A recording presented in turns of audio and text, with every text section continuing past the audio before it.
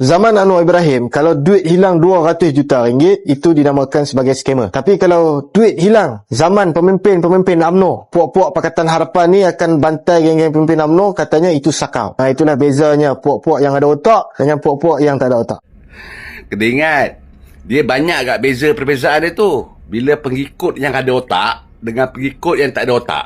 Yang tak ada otak macam ni lah. Macam tadi ni. Kan? Dia pun tak faham apa fungsi kuap. Apa fungsi kuap? Kan? Ni aku beritahu. Kuap ni ditubuhkan untuk membantu kerajaan untuk cari pelaburan dan melabur. Keuntungan itu digunakan untuk membantu kerajaan membayar duit pencen, penjawat awam, kan? Berserta dengan dividennya. Faham?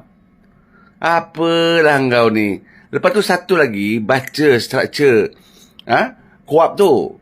Kuap ini dia ada dia punya CEO, dia ada dia punya pengerusi, dia ada dia punya ahli panel internet profesional untuk pelaburan. Dia ada lembaga pengarah dan bawah 500 juta itu di bawah kuasa CEO Kuap. Tak perlu minta kelulusan dari luar daripada Kuap. Faham? Kes yang berlaku dengan anniversary tu hanya 200 juta. Bermakna dalam kuasa Kuap. Faham? Alahai. Jadi sekarang ni terbukti kerajaan Madani tidak ada campur tangan dengan keputusan pelaburan bersama dengan anniversary tu. Pasal dia bawah 500 juta. Lain kali nak bercakap itu, cari faktanya. Sebab tu aku cakap, banyak beza dia pengikut bodoh dengan pengikut bijak. Banyak. Sebab tu kita ni bukan kira pasal kuantiti, kita kira pasal kualiti pengikut. Pengikut kena bijak supaya parti itu lebih kuat. Lebih diyakini oleh rakyat. Inilah salah satu contoh dia. Main sebut je. Adakah Malaysia saja yang di-scam? Tidak.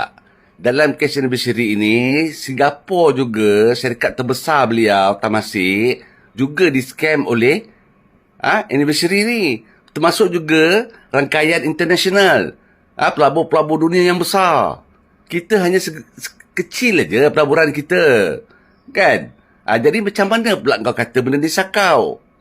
Dan apa yang tindakan kerajaan buat? Kita menarik balik investment itu. Dan sebahagian daripada pelaburan itu telah dipulangkan. Cuma sebahagian lagi masih dalam proses tindakan undang-undang untuk kita dapatkan balik keseluruhan baki yang masih berada di anniversary itu. Jadi dekat mana sakau je? Sebab dah terbukti ada pelaburan. Ini yang aku cakapkan, yang aku maksudkan. Pengikut yang ada otak dengan pengikut yang tak ada otak. Faham?